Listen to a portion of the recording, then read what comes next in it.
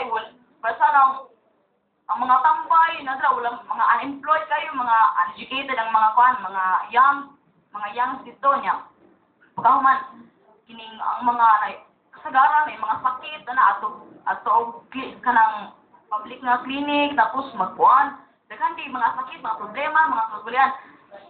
Para sila lang mag-disco niya tapos din ha magkining nayon ka nang magbuno, magsunggabay, maggawas ng mga kutsilyo, magsinunggabay na.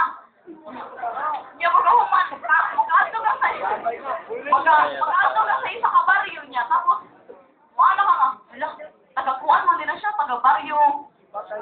Yung bagay mo din na siya. Alam, di na magpadula na siya, kayo na, kasi, delikado na, hindi kami dito. Ana, bitaw, urag mo reflect, bitaw ang imuhang lugar sa imuhang paglingon. Muna nga, ikaw, kung hunahunaw ni mo nga, ang mga society, happy families kayo niya. Smiling kayo ang mga tao dito niya. Kuhan kayo, welcome kayo ka ba niya. Tapos, warm bitaw ang ilahang sa logo sa mga, di ba? Kasi ma-feel niyo mo, ganahan ka tao ng barbecue niya nga. At ako dito, kanindot yung mga tao dito. Ito kaya dekao no, na, di ba? Niya, magkaman, dili negative ang tanaw sa tao ni mo, di ba? Mahimo naman siyang positibo, kining maka-establish pa ka dito og mga friendships o mga kuan kining mga banding pa ka dito kay ang mga tao dito og ikaw urag makakuan mo ba maka-close with our relationship. And then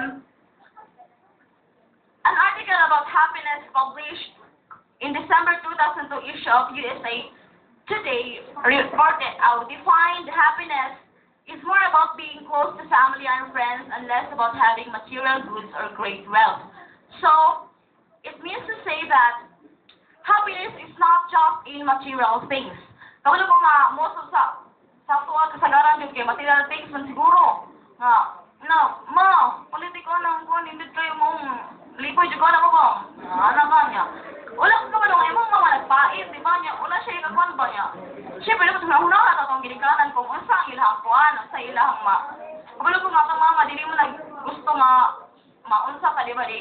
Kailangan happy kita. Happy ko na happy ka, di ba? Ana. Niya, magkaman. Totoo, happy ka. Yan, tapos, pero sa ako ng mga young teenagers, kailangan na yan itong mga pero